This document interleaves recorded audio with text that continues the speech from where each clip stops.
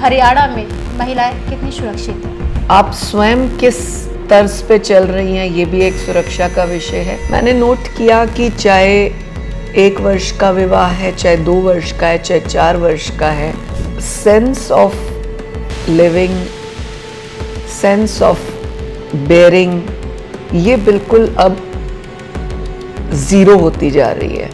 अभी एक हाल ही का केस था भिवानी का, जहां मनीषा की मौत हो गई। पुलिस से जांच के लिए कहा गया, 3 दिन बाद उसकी FIR हुई। जब हंगामा हुआ, महिला आयोग आप भी वहां गई। हत्या है या आत्महत्या है, जो उसके पीछे दोषी है उसके खिलाफ कार्रवाई हो। पैसा अर्न करने के चक्कर में इस तरह से लड़कों को ट्रैप किया जा रहा है। एक ही लड़की गुरुग्राम जॉब करती है, जॉब के नाम पर हनी ट्रैप करती है और उसके 5 हस्बैंड मैं निकाल के ले आई हूँ। और कितने होंगे निकलेंगे मुझे नहीं पता। देखिए, इसमें पुलिस का रवैया कई जगह डावाडोल होता है। आपने देखा भिवानी केस में मुख्यमंत्री जी ने इमीडिएट एक्शन लिया। आप हर बात दिन में 20 बार सिर्फ माँ को यही बताना है, आज तो मैं यहाँ गई थी, ये हुआ था, सास ने ये कहा, पति ने ये कहा, नंद ने ये कहा, मैंने सूट नहीं पहना, 1 महीना हो गया, मुझे कहीं घुमाने नहीं ले गई, ये नहीं हुआ, वो नहीं हुआ, तो यहाँ से झगड़े ही बढ़ेंगे।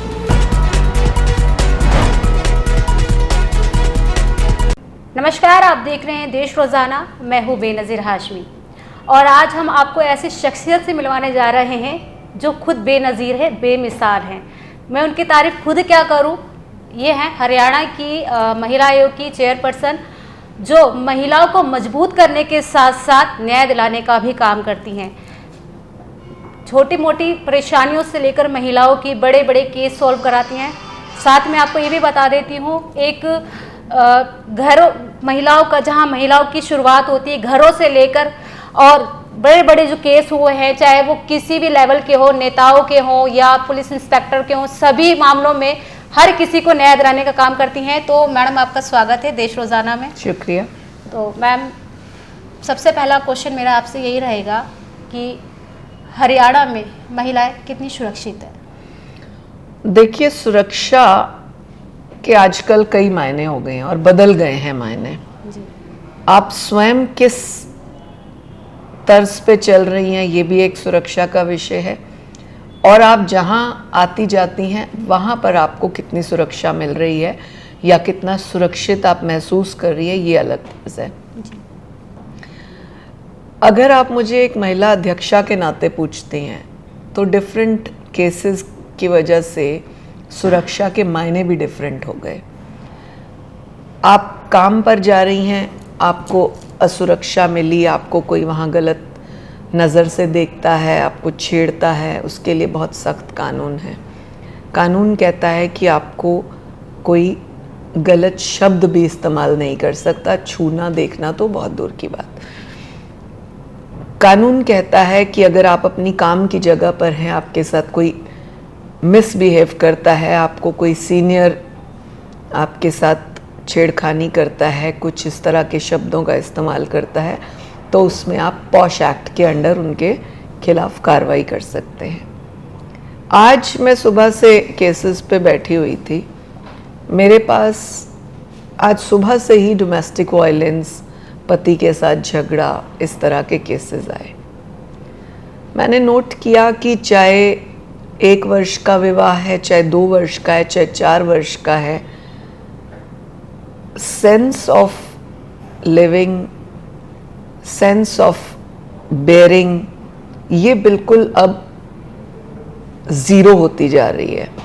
आपकी बर्दाश्त ख़त्म है, आपका रवैया एकदम अलग हो जाता है। ऐसी एक लड़की का केस आया जिसका पेरेंटल रहना सहना बिल्कुल डिफरेंट था, परंतु एक संपन्न परिवार में विवाह हुआ। वहाँ पर आकर आपको हर चीज़ अप टू डेट चाहिए, AC फला होना चाहिए, गाड़ी फला होनी चाहिए। अब आप आए हैं संपन्न परिवार में, डजंट इट मीन कि आपका सब कुछ आते ही परफेक्ट हो। तो 4 दिन में ही आपका झगड़ा शुरू हो जाता है। हम गर्ल्स को हमेशा ये सिखाते हैं कि आप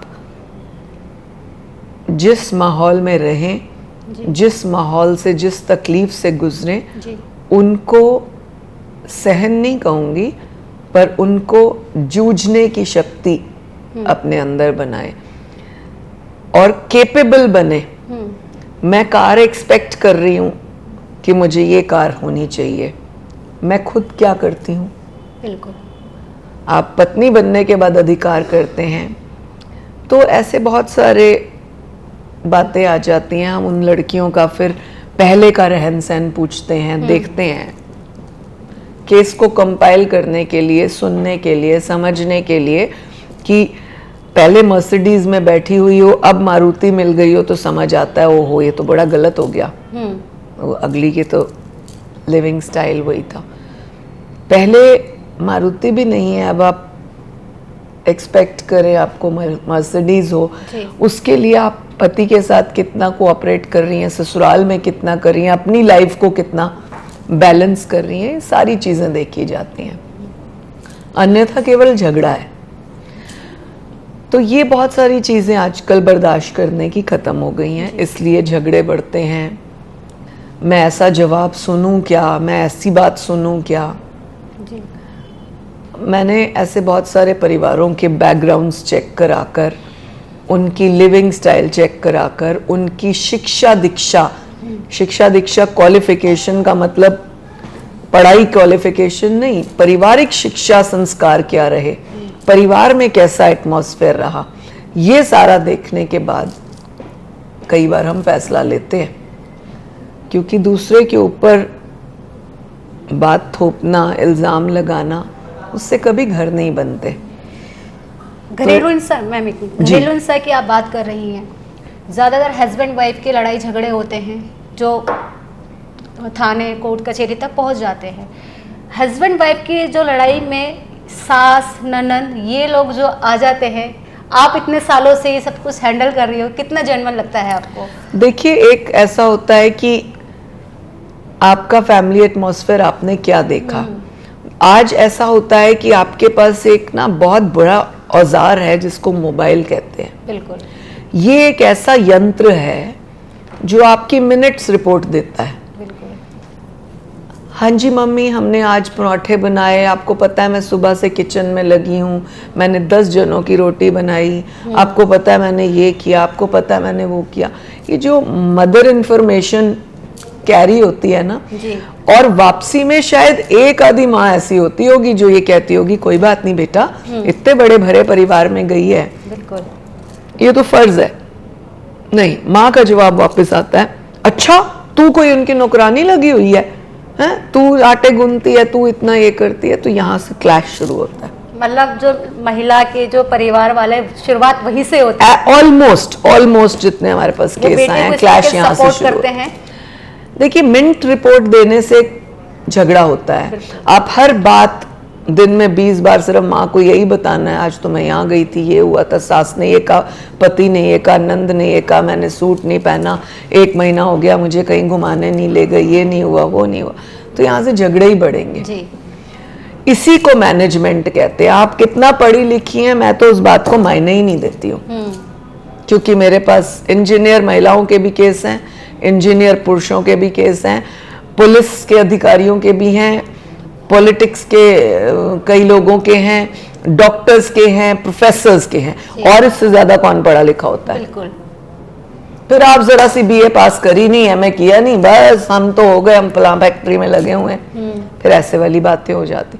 तो पढ़ाई मैटर नहीं करती, आप कितना भी एमबीए पढ़ी हो देश से या विदेश से, अगर आप घर की मैनेजमेंट नहीं कर पा रहे, घर की मास्टरी आप नहीं कर पा रहे, तो आपकी एमबीए बेकार है। बिल्कुल। ये मेरा पर्सनल परसेप्शन है और मैं अपनी बात पे अमल हूँ। बिल्कुल। क्योंकि जब भी आप ऑफिस में, कोर्ट में, स्कूल में, कॉलेज में, यूनिवर्सिटी में, जहां पर भी आप जॉब करती हैं एमबीए के बाद, आपको मैनेज करना है ना सारा कुछ। बिल्कुल। तो आप वहां मैनेज करती हैं ना, वहां ये नहीं कहती बॉस ऐसा वो ऐसी, क्योंकि वहां आपको तनख्वाह मिल रही है तो आप मैनेज करती हैं। आपको बॉस का सुबह फोन आया कि आपने शाम को 25 लोगों की मीटिंग है, आपने ये मैनेज करना है, वो मैनेज करना है, फिर आप पूरी हेडेक लेके करती हैं। जी। वही चीज आपको सास बोल दे या परिवार का कोई सदस्य बोल दे कि आज मेरे 5 लोग परिवार के आएंगे, चाचा के घर के आएंगे, नंद के घर के आएंगे, खाना तैयार करना है, फिर मैं बहुत थकी हूँ, मैंने ये किया, मैंने वो किया, फिर ऐसा है। अच्छा मैम, ये ऐसे ज़्यादा आते हैं शादी के 10-10 साल बाद तक लोग, या किसी की बीवी मर जाए या कोई हादसा हो जाए या आपसी कलह में किसी की जान चली जाए, तो लड़की पक्ष के लोग जो हमेशा से एक कहते हैं कि दहेज के कारण लड़की को मार दिया, इसके लिए आप क्या कहना चाहेंगे? देखिए, बड़ा इजी है किसी पर इल्ज़ाम लगाना, बट एक सर्टेन स्टेज तक प्रूव करना बड़ा मुश्किल है। 99.9% वकील आपको ये भाषा सिखाते हैं कि ये तो कोई केस ही नहीं बनेगा अगर आप ये नहीं लिखवाओगे कि दहेज के लिए ये मांगा, प्रताड़ना की, मारपीट की, फला किया, ढिमका किया, आपका केस ही नहीं बनेगा। तो आपको सिखाने वाले जब बहुत हो जाते हैं ना, तो आपका घर बर्बाद ही है। आज भी कल भी मुझे अभी ही मेरे पास एक लड़की आई जो खूब सारे इल्ज़ाम लगा रही है। फिर मैंने कहा कि अब क्या डिसाइड किया, फिर तुम्हारा फैसला क्या है ताकि हम उस तरह का ऑर्डर दें। कहती है नहीं, मुझे घर तो बसाना है। हाँ? रहना दो बातें कैसे हो सकती हैं? ससुर ने हाथ डाला, दहेज के लिए कुछ मांग रहे हैं, ऐसा करा वैसा करा, लेकिन घर तो बसाना है। फिर क्यों घर बसाना है भाई ऐसे बेगैरत आदमी के साथ? तो या तो वो बात गलत है या वो गलत है। बिल्कुल। अगर छेड़ा ससुर ने, गलत बोला तो बोला जी, फिर अड़े रहो ना, अपना कुछ जमीर भी तो रखो, फिर अपना कुछ स्टैंड भी तो रखो। और नहीं बोला तो कहने पर केस बनाने के लिए पुलिस के पास चली जाऊंगी, वहां चली जाऊंगी। हमें बहुत लोग तड़ी देते हैं, अरे हम एसएचओ के पास गए थे, हमने ये किया वो किया, करते हैं हमें लोग। बाद में जब हम बुलाते हैं तो फिर उनको समझ आ जाती है कि क्या कहानी। तो आपको अपनी बात पे स्टिक होना पड़ेगा। गलत हुआ तो हुआ, मतलब दहेज को एक मुद्दा बना लिया मुद्दा बना देते हैं। और नहीं, बहुत सारी ऐसे परिवार भी हैं जहां मांगते भी जो हैं, पीड़ित होते हैं। पीड़ित भी होती हैं लड़कियां, ये बात नहीं है, प्रताड़ित हैं, पीड़ित हैं। बट जब आप इस तरह का एक आर्टिफिशियल डिजाइन करते हो ना, जब आप कंप्लेंट को, वो कहीं ना कहीं सबूतों के आधार पर आप खुद फंसते हो। तो मेरा तो ये होता है कि अगर कोई लड़की ने झूठा फंसाया, गलत किया, तो मैं तो लड़की के खिलाफ भी 182 करती हूँ। और हमने हरियाणा में 5-6 किए ऐसे। जी। बाद में लड़कियां कहती हैं हमें पता नहीं था, वो हमें उसने बताया, बोला। मतलब जो गलत है वो है, वो गलत है, गलत गलत है। बिल्कुल। आज भी गलत है, कल भी गलत है, 20 साल बाद भी गलत है। बिल्कुल। चलिए, ये तो रही घरेलू हिंसा की बात या फिर दहेज की बात।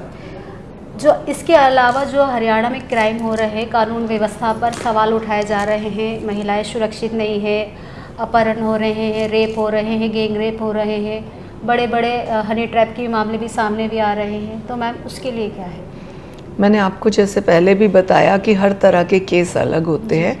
हमारे पास इसी महीने में 4 से 5 हनी ट्रैप के केसेस आए हैं, करनाल से और ज़्यादातर गुरुग्राम से, एक फरीदाबाद से। हर एक केस में एक महिला के 2 या 3-4 नाम हैं। जी। पैसा अर्न करने के चक्कर में इस तरह से लड़कों को ट्रैप किया जा रहा है। एक केस हमने सॉल्व किया है, अभी मैंने उसकी रिपोर्ट नहीं बनाई है। एक ही लड़की गुरुग्राम जॉब करती है, जॉब के नाम पर हनी ट्रैप करती है, और उसके 5 हस्बैंड मैं निकाल के ले आई हूँ। और कितने होंगे, निकलेंगे, मुझे नहीं पता।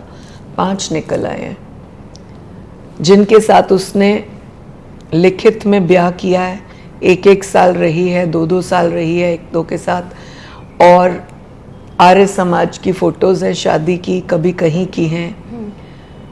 और हर एक के साथ एंड तब हुआ कि मैं तेरे साथ नहीं रहना चाहती, मैं अब घर जाना चाहती हूँ, जिस भी राज्य से वो आई है मैं वहाँ जाना चाहती हूँ, तो इसलिए तू मुझे सेपरेट होते हैं, म्यूचुअल में सेपरेट होते हैं, मेरा जो लाइफ ख़राब हुई है, जो ये हुआ है 15 लाख रुपए करके, मैं तेरी फिर कोई कंप्लेंट नहीं करूँगी, नहीं तो मैं रेप का केस डालूँगी, शादी का झांसा डालूँगी।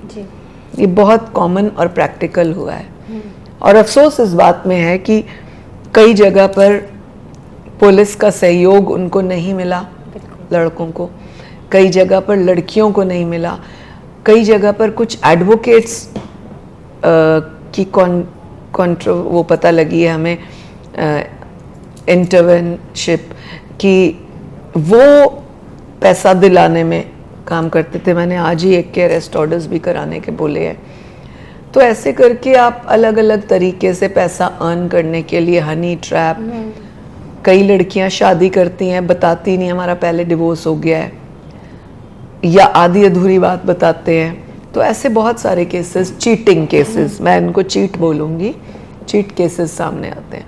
मैं जब जेल्स में विज़िट करती हूँ तो हर एक जेल में कहीं 100 औरतें हैं, कहीं 200 हैं, 150 हैं।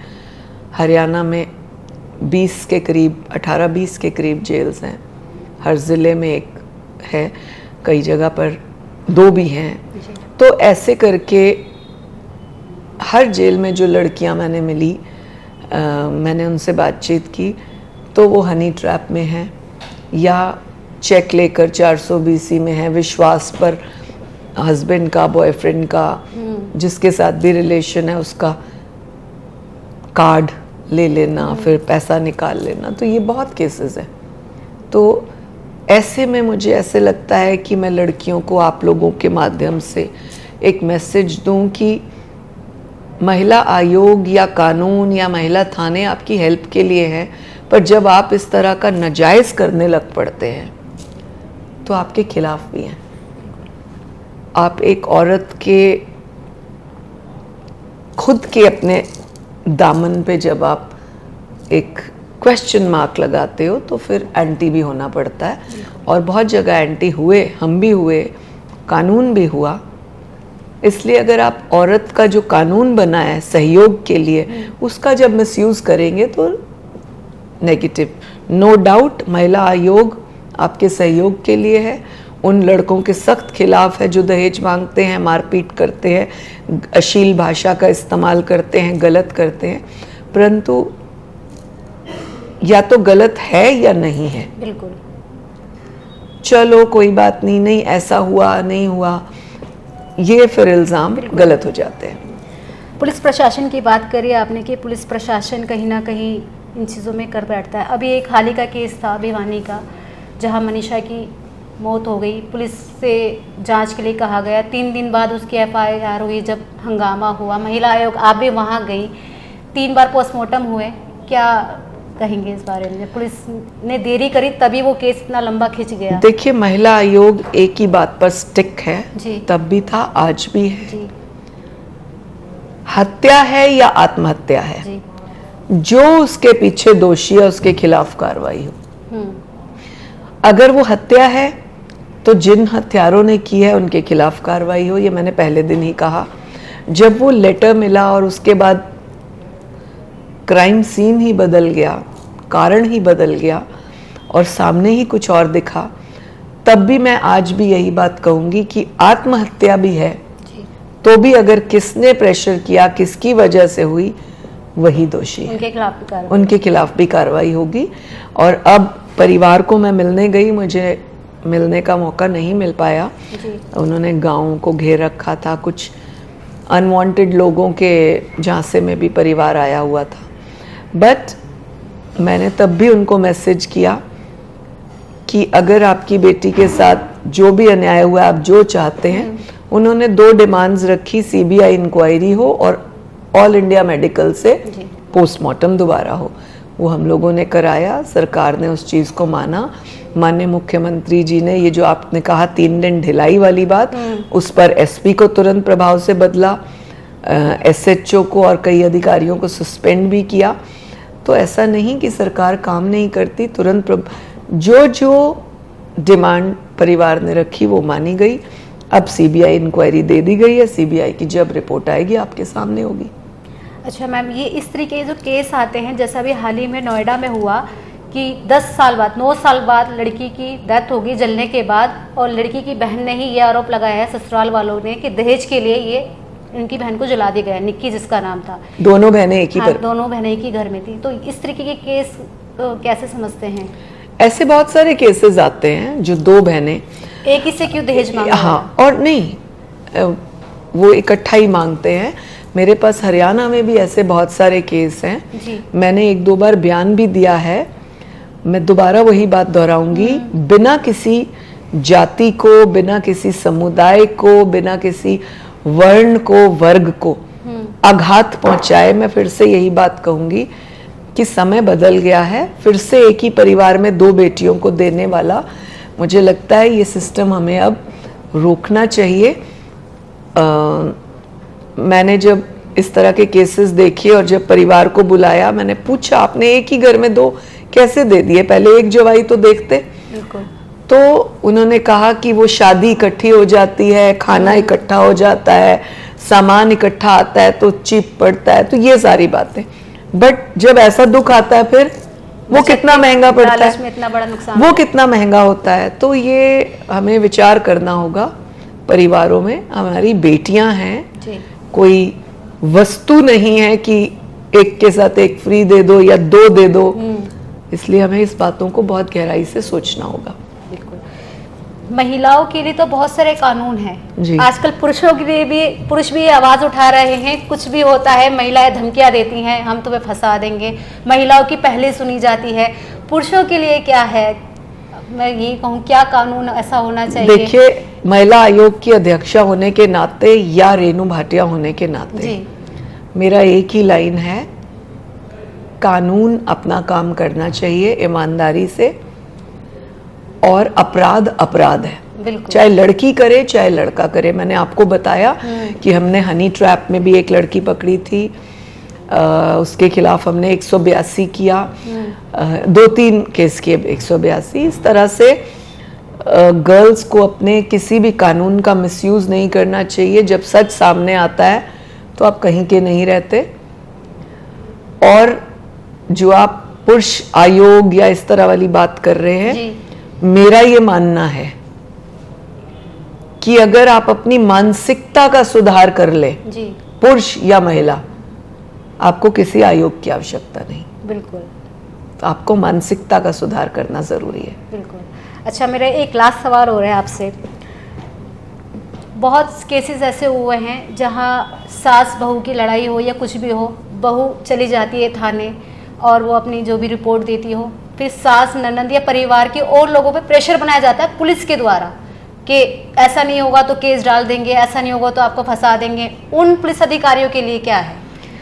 देखिए, इसमें पुलिस का रवैया कई जगह डांवाडोल होता है। आपने देखा भिवानी केस में मुख्यमंत्री जी ने जी। इमीडिएट एक्शन लिया। ऐसे ही मेरे पास कई बार ऐसा अनसेटिस्फैक्ट्री रवैया सामने आया तो मैंने भी इमीडिएट एक्शन से उन पुलिस के लोगों को हटाया। जी। मैं एक बार मशहूरी इसी बात के लिए हो गई कि ये तो पुलिस वालों को भी हटा देती है। गलत गलत है, चाहे कोई पुलिस का अधिकारी करे, किसी स्तर का करे, आपको दोनों पक्षों को सुनना चाहिए। मैं फिर एक ही बात दोहराती हूँ, बार बार फिर दोहरा रही हूँ कि आपको जो तकलीफ है बॉय को या गर्ल को, ईमानदारी से उसको रखना होगा। क्रिएटेड केस, क्रिएटेड डायलॉग, बनाए गए केसेस को आप ज्यादा लंबा नहीं चला सकते। कानून के हाथ बड़े लंबे हैं, ये फिल्मी डायलॉग सुना है ना आपने? तो कानून कहीं ना कहीं पहुंच जाता है, चाहे वो आयोग के नाते पहुंचे, चाहे पुलिस के नाते पहुंचे, चाहे कोर्ट के नाते पहुंचे। और जब फिर बात सामने आती है तो मुश्किल होता है। इसलिए 100 बातों की एक ही बात, जो आपके साथ दिक्कत है उसको ईमानदारी से बताएं, उसको सॉल्व करने का महिला आयोग 100% प्रयास करेगा। लेकिन लड़का गलत होगा या लड़की गलत होगी, कार्रवाई दोनों के खिलाफ करेंगे। बिल्कुल। तो हमारे दर्शकों के लिए आप क्या मैसेज देना चाहेंगे? एक ही बात, ईमानदार रहिए, अपने ज़मीर पे बने रहिए, अटल रहिए अपनी बात पर। जो व्यक्ति अपने बात पर अड़ा रहता है, ईमानदारी की बात पर, वो कभी हारता नहीं है। बिल्कुल। जैसा कि मैडम ने कहा कि कानून सबके लिए एक बराबर है, चाहे आप कैसे भी केस बना लीजिए, जब उसकी पारदर्शिता से जांच होती है तो सच का सच, झूठ का झूठ सामने आ ही जाता है। तो फिलहाल अभी तक के लिए इतना है, फिर अगली बार मिलेंगे किसी नई शख्सियत के साथ। अभी तक के लिए इतना ही। देखते रहिए देश रोजाना। नमस्कार। हमारे साथ जुड़े रहने के लिए सब्सक्राइब करें देश रोजाना के YouTube चैनल को और नई वीडियो की नोटिफिकेशन पाने के लिए बेल आइकन जरूर दबाएं। अगर आप ये वीडियो फेसबुक या इंस्टाग्राम पर देख रहे हैं तो पेज को लाइक और फॉलो जरूर करें और ज्यादा से ज्यादा शेयर करें।